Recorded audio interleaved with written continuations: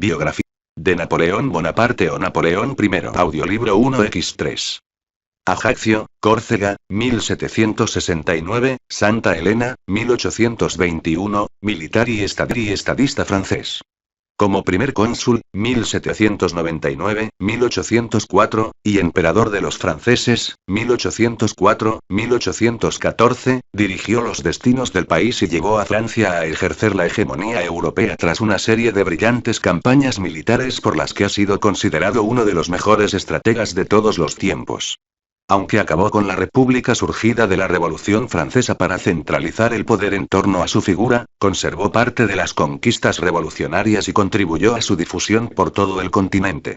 Biografía. Nacido en una familia modesta de la pequeña nobleza de la isla de Córcega, recién incorporada a Francia, Napoleón siguió la carrera militar como becario, graduándose en la Academia de París en 1785. Tras el triunfo de la Revolución Francesa, 1789, simpatizó con el nuevo régimen, pero fracasó en su intento de intervenir en política en pugna contra el nacionalismo corso representado por Paoli. Napoleón Bonaparte, detalle de un retrato de Jacques-Louis David, 1812, en 1793 conoció a Robespierre y se adhirió al partido jacobino. En aquel mismo año adquirió notoriedad militar. Se le encargó el mando de la artillería francesa en el asedio contra Tolón, ocupada por los británicos, y el éxito de la operación le valió el ascenso a general. Caído Robespierre, la revolución dio un giro a posiciones moderadas. Se iniciaba la etapa del Directorio, 1795-1799, nuevo poder ejecutivo que confió a Napoleón la represión de los múltiples intentos de derrocamiento, procedentes tanto de los realistas, que aspiraban a restaurar el absolutismo monárquico, como de la izquierda radical. Su prestigio culminó con el mando de la campaña de Italia, 1796, que, concebida como una mera maniobra de distracción en la guerra contra Austria, fue llevada con tal éxito por el joven general que le hizo dueño de todo el norte de Italia y llegó a amenazar Viena, obligando a los austríacos a la rendición y desbaratando la coalición de príncipes italianos que se había agrupado en torno a Austria contra la Francia revolucionaria. Batallas victoriosas como las de Mondovì, Lodi, Arcolé, Rivoli y Bassano acabaron llevando a la paz de Campoformio, 1797, que otorgó a Francia a orilla izquierda del Rin y un estado satélite en el norte de Italia, la República Cisalpina. Napoleón fue recibido en Francia como el salvador de la República, tanto más cuanto que el botín enviado desde Italia contribuyó a sanear las agotadas arcas de la hacienda francesa. La tarea de deshacerse del último enemigo que le quedaba a Francia, Gran Bretaña, resultaba más difícil. Tras desistir del proyecto de desembarcar directamente en la isla, el Directorio concibió la idea de cortar las comunicaciones británicas con sus colonias en Asia mediante la ocupación de Egipto, y puso al mando de la operación a Bonaparte para alejarle de París, donde su popularidad resultaba preocupante. El golpe del 18 de Brumario. Napoleón desembarcó en Alejandría en 1798 y luchó con suerte desigual contra turcos y mamelucos. Pero el almirante inglés Horatio Nelson le cortó la retirada al hundir la flota francesa en Abukir, y Napoleón prefirió regresar a Francia dejando a sus tropas abandonadas en Oriente Medio, 1799. Antes de que su popularidad pudiera verse deteriorada por aquel fracaso o de que se le pudieran exigir responsabilidades por su conducta, se unió a un grupo de conspiradores en el que participaban su propio hermano Luciano y el abate Sieyès. Napoleón aportó la fuerza militar que hizo triunfar el golpe de Estado del 9 de noviembre de 1799, el 18 de Brumario, según el calendario republicano. El consulado, 1799-1804, Napoleón se erigió enseguida en el hombre fuerte de la nueva situación, que se diseñó como una dictadura personal conservadora, encaminada a salvaguardar algunas conquistas esenciales de la revolución, impidiendo el triunfo de una contrarrevolución monárquica, pero evitando igualmente su prolongación en un sentido democrático y poniendo fin a la inestabilidad social, descartando toda posible revancha de los jacobinos. La dictadura, apoyada en la primacía de los notables, se institucionalizó con la llamada Constitución del año Viry, 1799, en la que formalmente la República quedaba gobernada por un triunvirato con amplias prerrogativas, el consulado, que presidía el propio Napoleón como primer cónsul. Napoleón como primer cónsul, retrato de Antoine Gingras, 1802, el fortalecimiento del poder ejecutivo le permitió pacificar el país, acabando con la insurrección realista de la Vendée, y realizar importantes reformas de orden interno. Normalizó las relaciones del Estado francés con la Iglesia, Concordato de 1801, completó la obra jurídica de la codificación, promulgando, entre otros, el Código Civil en 1804, centralizó y racionalizó la administración en torno a la figura del prefecto, puso en pie un sistema educativo público laico y eficaz, reorganizó la administración de justicia estableciendo una jerarquía única de tribunales estatales, creó el Banco de Francia, 1800, e impuso el franco como unidad monetaria nacional, 1800. Estas reformas, en las que predominó un sentido racionalizador, uniformizador y estatista, moldearon las instituciones francesas con arreglo al principio de igualdad jurídica surgido de la Revolución. Una combinación de reformas militares y genio estratégico personal le permitió completar la obra en el exterior, venciendo de nuevo a los austríacos, Paz de Lunéville, 1801, y asegurando la hegemonía continental francesa en un reparto de esferas de influencia con Gran Bretaña, que conservaba el control de los mares, Paz de Amiens, 1802. El Primer Imperio, 1804-1814, todos estos éxitos permitieron a Napoleón acentuar la orientación autoritaria de su gobierno, decretando primero el carácter vitalicio del consulado, 1802. En 1804, gracias a su inmenso prestigio, hizo aprobar una constitución a su medida que anulaba la república y configuraba un régimen centralista y autocrático mucho más parecido a una monarquía hereditaria. El imperio. Se conservaban, no obstante, algunas conquistas de la Revolución Francesa, como la igualdad de derechos ante la ley y las libertades civiles y políticas. El 2 de diciembre de 1804, Napoleón fue coronado emperador de los franceses. La coronación de Napoleón, detalle de un óleo de Jacques-Louis David, aparte de constituir una respuesta a los intentos por restablecer en el trono francés a los Borbones, el imperio suponía un ideal de poder continental por encima de los estados nacionales. Efectivamente, apoyándose en el poder de sus ejércitos, Napoleón procedió a reorganizar el mapa de Europa en torno a una Francia fortalecida y extendida por múltiples adquisiciones territoriales, los Países Bajos, la costa alemana del Mar del Norte, la orilla izquierda del Rin, Cataluña, Piamonte, Génova, Toscana y Roma.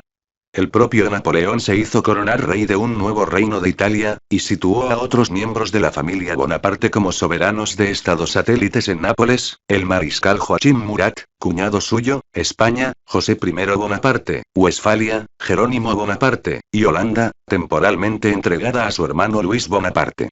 Napoleón reorganizó Suiza convirtiéndola en un estado dependiente de Francia. Controló personalmente el estado creado en la costa dálmata bajo el nombre de provincias ilíricas. Y reorganizó Alemania en 1806, estableciendo el protectorado francés sobre la llamada Confederación del Rin, en detrimento de la influencia de Austria, a la que venció en Ulm y Austerlitz en 1805, y de nuevo en Wagram en 1809, y de Prusia, vencida en Jena y Auerstadt, 1806. Tras vencer a Rusia en Friedland, 1807, le arrebató Polonia, creando en aquel territorio un gran ducado de Varsovia gobernado por el rey de Sajonia, aliado de Napoleón. E incluso consiguió que uno de sus generales, Jean-Baptiste Bernadotte, se hiciera con la corona de Suecia.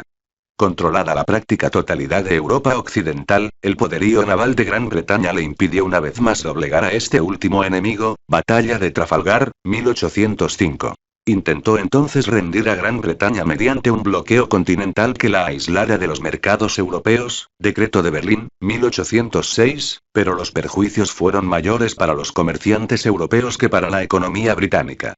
Aquel primer ensayo de unificación europea llevó a gran parte del continente las ideas e instituciones surgidas de la Revolución Francesa, extendiendo a otros países la dinámica de transformaciones políticas, económicas y sociales del liberalismo que habrían de marcar su entrada en la edad contemporánea.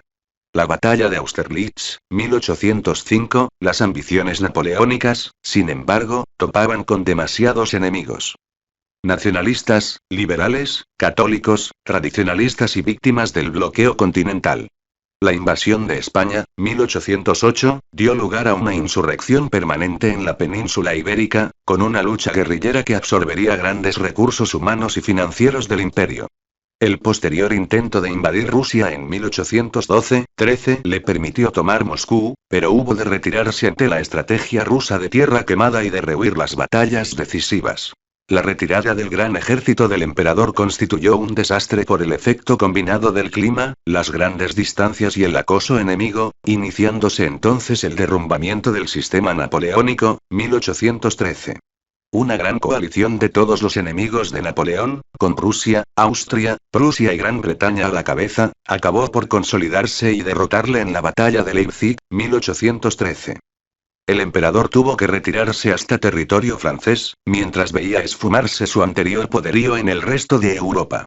En 1814 los aliados completaban su avance tomando París y Napoleón era obligado a abdicar. El Imperio de los 100 días, 1815, mientras los aliados iniciaban la restauración del antiguo régimen en el Congreso de Viena, Napoleón era confinado en la isla mediterránea de Elba. Restablecida en Francia la monarquía borbónica en la persona de Luis XVIII, la arbitrariedad y el revanchismo de los vencedores causaron pronto descontento entre la población. Unido esto a las disensiones políticas que surgieron entre los antiguos aliados, el depuesto emperador se decidió a intentar recuperar el poder. Napoleón escapó de su confinamiento y desembarcó en Cannes, reuniendo a sus fieles en apoyo del que, por su breve duración, sería llamado el Imperio de los 100 días 1815. El rey huyó y Napoleón se puso de nuevo al frente del Estado y del ejército y, mientras intentaba ganarse a los franceses presentándose con un proyecto más liberal, preparó la inevitable confrontación militar contra los aliados. Esta se produjo en la batalla de Waterloo, Bélgica, donde los aliados derrotaron definitivamente a Napoleón bajo el mando de Duque de Wellington. La segunda restauración castigó más duramente a Francia y a Napoleón, que fue desterrado en peores condiciones a la lejana isla de Santa Helena, Océano Atlántico, bajo control británico. Allí permaneció hasta su muerte, viendo deteriorarse su salud gradualmente, al tiempo que dictaba al conde de las Cases unas memorias en donde interpretaba su labor como un intento de continuar y consolidar la obra de la Revolución de 1789, añadiéndole una idea de orden y extendiéndola por el resto de Europa. Pocas figuras han merecido en la historia un tratamiento tan amplio y apasionado como el hombre que, como primer cónsul y emperador de Francia, 1799, 1804 y 1804-1814, rigió los destinos de Europa durante 3 lustros. Napoleón Bonaparte. Genio indiscutible del arte militar y estadista capaz de construir un imperio bajo patrones franceses, Bonaparte fue, para sus admiradores, el hombre providencial que fijó las grandes conquistas de la Revolución Francesa, 1789-1799, dotando a su país de unas estructuras de poder sólidas y estables con las que se ponía fin al caos político precedente.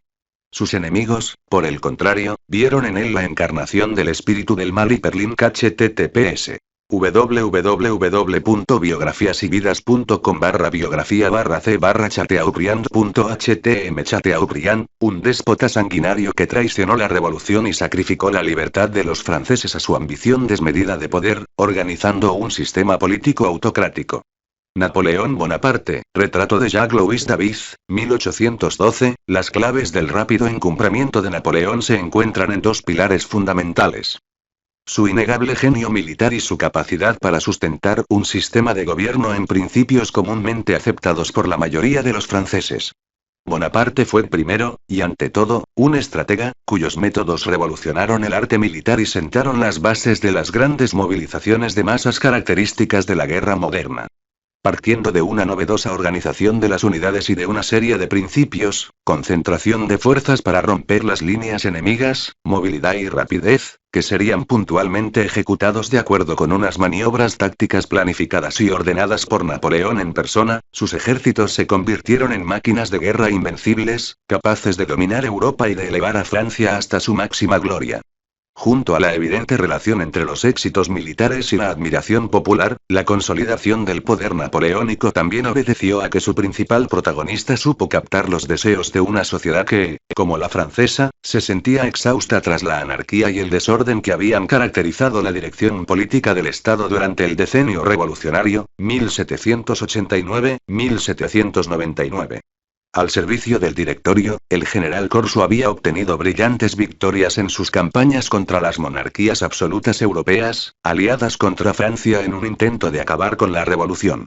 Cuando, al amparo de su inmenso prestigio, Napoleón dio el golpe de Brumario e instauró primero el consulado, 1799-1804, y luego el imperio, 1804-1814, regímenes autocráticos que encabezó como primer cónsul y emperador, encontró un amplísimo apoyo en los más diversos sectores sociales, claramente manifiesto en los arrolladores resultados de los plebiscitos que se convocaron para su ratificación. Biografía. Napoleón nació el 15 de agosto de 1769 en Ajaccio, capital de la actual Córcega, en el seno de una familia numerosa de 8 hermanos. 5 de ellos eran varones: José, Napoleón, Lucien, Luis y Jerónimo. Las niñas eran Elisa, Paulina y Carolina. Gracias a la grandeza del futuro emperador Napoleone, así lo llamaban en su idioma vernáculo, todos ellos iban a acumular honores, riqueza y fama, y a permitirse a sí mismo mil locuras. La madre de los hermanos Bonaparte, con su apellido italianizado, Buonaparte, se llamaba María Leticia Ramolino y era una mujer de notable personalidad, a la que hiperlink https www.biografiasividas.com/biografía/s/stendhal.htm. Stendhal elogiaría por su carácter firme y ardiente en su vida de Napoleón, 1829. Carlos María Bonaparte, el padre, siempre con agobios económicos por sus inciertos tanteos en la abogacía, sobrellevados gracias a la posesión de algunas tierras, demostró tener pocas aptitudes para la vida práctica. Sus dificultades se agravaron al tomar partido por la causa nacionalista de Córcega frente a su nueva metrópoli, Francia. Congregados en torno a un héroe nacional, Pasquale Paoli, Carlos María Bonaparte apoyaba a los isleños que defendían la independencia con las armas y que terminaron siendo derrotados por los franceses en la batalla de Ponte Novo, encuentro que tuvo lugar en 1769, el mismo año en que nació Napoleón. Carlos María Bonaparte, a causa de la derrota de Paoli y de la persecución de su bando, la madre de Napoleón tuvo que arrostrar durante sus primeros alumbramientos las incidencias penosas de las huidas por la abrupta isla. De sus 13 hijos, solo sobrevivieron aquellos 8. Sojuzgada la revuelta, el gobernador francés Louis Charles René, conde de Marbeuf, jugó la carta de atraerse a las familias patricias de la isla. Carlos María Bonaparte, que religaba sus ínfulas de pertenencia a la pequeña nobleza con unos antepasados en Toscana, aprovechó la oportunidad. Viajó con una recomendación de Marbeuf hacia la metrópoli para acreditar su hidalguía y logró que sus 2 hijos mayores, José y Napoleón, entraran en calidad de becarios en el colegio de Autun. Los méritos escolares de Napoleón en matemáticas, a las que fue muy aficionado y que llegaron a constituir en él una especie de segunda naturaleza, de gran utilidad para su futura especialidad castrense, la artillería, facilitaron su ingreso en la Escuela Militar de Brienne. De allí salió a los 17 años con el nombramiento de subteniente y un destino de guarnición en la ciudad de Valence. En aquellos años, el muchacho presentaba un aspecto semisalvaje y apenas hablaba otra cosa que no fuera el dialecto de su añorada isla. Sus compañeros, hijos de la aristocracia francesa, veían en él a un extranjero raro y mal vestido, al que hacían blanco de toda clase de burlas. No obstante, su carácter indómito y violento imponía respeto tanto a sus camaradas como a sus profesores. Lo que más llamaba la atención era su temperamento y su tenacidad. Uno de sus maestros en Brienne diría de él: "Este muchacho está hecho de granito, y además tiene un volcán en su interior". Juventud revolucionaria. Al poco tiempo sobrevino el fallecimiento del padre y, por este motivo, el traslado de Napoleón a Córcega y la baja temporal en el servicio activo. Su agitada etapa juvenil discurrió entre idas y venidas a Francia, nuevos acantonamientos con la tropa, esta vez en Auxonne, la vorágine de la Revolución Francesa, cuyas explosiones violentas conoció durante una estancia en París, y los conflictos independentistas de Córcega. En el agitado enfrentamiento de las banderías insulares, Napoleón se creó enemigos irreconciliables, entre ellos el mismo Pasquale Paoli. El líder independentista había sido amnistiado en 1791 y nombrado gobernador de la ciudad corsa de Bastia. 2 años después, sin embargo, rompería con la convención republicana y proclamaría la independencia, mientras el entonces joven oficial Napoleón Bonaparte se decantaba por las facciones afrancesadas. La desconfianza hacia los paolistas en la familia Bonaparte se había ido trocando en furiosa animadversión. Napoleón se alzó mediante intrigas con la jefatura de la milicia y quiso ametrallar a sus adversarios en las calles de Ajaccio.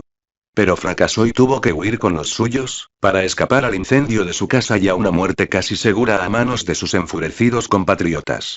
Instalado con su madre y sus hermanos en Marsella, malvivió entre grandes penurias económicas, que en algunos momentos rozaron el filo de la miseria. El horizonte de las disponibilidades familiares solía terminar en las casas de empeños, pero los Bonaparte no carecían de coraje ni recursos. María Leticia Ramolino, la madre, se convirtió en amante de un comerciante acomodado, Franois Clary. El hermano mayor, José Bonaparte, se casó con una hija del mercader, Marie Julie Clary. El noviazgo de Napoleón con otra hija, Desirée Clary, no prosperó. Napoleón Bonaparte en el asedio de Tolón, 1793, con todo, las estrecheces solo empezaron a remitir cuando un hermano de Robespierre, Agustín, le deparó su protección. Napoleón consiguió reincorporarse a filas con el grado de capitán y adquirió un amplio renombre con ocasión del asedio a la base naval de Tolón, 1793, donde logró sofocar una sublevación contrarrevolucionaria apoyada por los ingleses. Suyo fue el plan de asalto propuesto a unos inexperimentados generales, basado en una inteligente distribución de la artillería, y también la ejecución y el rotundo éxito final. En reconocimiento a sus méritos fue ascendido a general de brigada, se le destinó a la comandancia general de artillería en el ejército de Italia y viajó en misión especial a Génova. Esos contactos con los Robespierre estuvieron a punto de serle fatales al caer el terror jacobino el 27 de julio de 1794, el 9 de Termidor en el calendario republicano. Napoleón fue encarcelado por un tiempo en la fortaleza de Antibes, mientras se dilucidaba su sospechosa filiación. Liberado por mediación de otro corso, el comisario de la convención Salicetti, el joven Napoleón, con 24 años y sin oficio ni beneficio, volvió a empezar en París, como si partiera de cero. Encontró un hueco en la sección topográfica del Departamento de Operaciones. Además de las tareas propiamente técnicas, efectuadas entre mapas, informes y secretos militares, esta oficina posibilitaba el trato directo con las altas autoridades civiles que la supervisaban. Y a través de dichas autoridades podía accederse a los salones donde las maquinaciones políticas y las especulaciones financieras, en el turbio esplendor que había sucedido al implacable moralismo de Robespierre, se entremezclaban con las lides amorosas y la nostalgia por los usos del antiguo régimen. Allí encontró Napoleón a una refinada viuda de reputación tan brillante como equívoca, Josefina de Beauharnais, quien colmó también su vacío sentimental. Josefina Tascher de la Pagerie, tal era su nombre de soltera, era una dama criolla oriunda de la Martinica que tenía dos hijos, Hortensia y Eugenio, y cuyo primer marido, el vizconde y general de Beauharnais, había sido guillotinado por los jacobinos. Mucho más tarde Napoleón, que declaraba no haber sentido un afecto profundo por nada ni por nadie, confesaría haber amado apasionadamente en su juventud a Josefina, 5 años mayor que él. Josefina Bonaparte, detalle de un retrato de Franois Gerard, 1801, entre los amantes de Josefina Bonaparte se contaba Paul Barras, el hombre fuerte del directorio surgido con la nueva Constitución republicana de 1795, que andaba por entonces a la búsqueda de una espada, según su expresión literal, a la que manejar convenientemente para defender el repliegue conservador de la República y hurtarlo a las continuas tentativas de golpe de Estado de los realistas, los jacobinos y los radicales igualitarios. A finales de 1795, la elección de Napoleón fue precipitada por una de las temibles insurrecciones de las masas populares de París, a la que se sumaron los monárquicos con sus propios fines desestabilizadores. Encargado de reprimirla, Napoleón realizó una operación de cerco y aniquilamiento a cañonazos que dejó la capital anegada en sangre. Asegurada la tranquilidad interior por el momento, Paul Barras le encomendó en 1796 dirigir la guerra en uno de los frentes republicanos más desasistidos. El de Italia, en el que los franceses peleaban contra los austríacos y los piamonteses. Unos días antes de su partida, Napoleón se casó con Josefina en ceremonia civil, pero en su ausencia no pudo evitar que ella volviera a entregarse a Barras y a otros miembros del círculo gubernamental. Celoso y atormentado, Napoleón terminó por reclamarla imperiosamente a su lado, en el mismo escenario de batalla. El militar exitoso desde marzo de 1796 hasta abril de 1797, el genio militar del joven Bonaparte se puso de manifiesto en la península italiana. Lodi, mayo de 1796, Arcolé, noviembre de 1796, y Rivoli, enero de 1797, pasaron a la historia como los escenarios de las principales batallas en las que derrotó a los austríacos. Beaulieu, Wurmser y Albinzi fueron los más destacados mariscales cuyas tropas fueron barridas por las de Napoleón. Napoleón en la batalla de Rivoli, 1797, el inexperto general llegado de París en la primavera de 1796 despertó la admiración de todos los maestros en estrategia de la época y se convirtió en un tiempo récord en el terror de los ejércitos de Austria. En cuanto a sus propios soldados, el recelo de los primeros días pronto se transformó en entusiasmo. Comenzaron a llamarle admirativamente Le Petit Caporal y a corear su nombre antes de iniciar la lucha. Fue en esos días victoriosos cuando Napoleón varió la ortografía de su apellido en sus informes al directorio. Bonaparte dejó paso definitivamente a Bonaparte.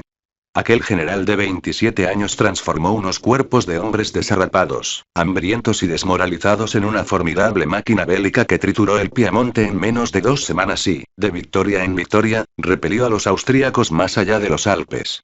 Sus campañas de Italia pasarían a ser materia obligada de estudio en las academias militares durante innúmeras promociones, pero tanto o más significativas que sus victorias aplastantes fue su reorganización política de la península italiana, que llevó a cabo refundiendo las divisiones seculares y los viejos estados en repúblicas de nuevo cuño dependientes de Francia.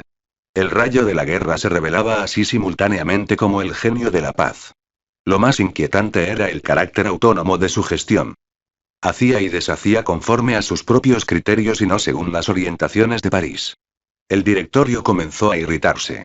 Cuando Austria se vio forzada a pedir la paz en 1797, ya no era posible un control estricto sobre un caudillo alzado a la categoría de héroe legendario. Napoleón mostraba una amenazadora propensión a ser la espada que ejecuta, el gobierno que administra y la cabeza que planifica y dirige. 3 personas en una misma naturaleza de inigualada eficacia. Por ello, el directorio columbró la posibilidad de alejar esa amenaza aceptando su plan de cortar las rutas vitales del poderío británico, concretamente, la que unía el Mediterráneo y la India, con una expedición a Egipto.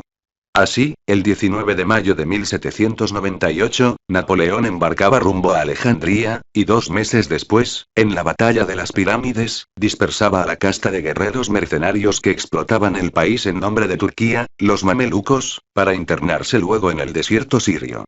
Pero todas sus posibilidades de éxito se vieron colapsadas cuando la escuadra francesa fue hundida en Abukir por el almirante Horatio Nelson, el émulo inglés de Napoleón en los escenarios navales. El revés lo dejó aislado y consumiéndose de impaciencia ante las fragmentarias noticias que recibía del continente.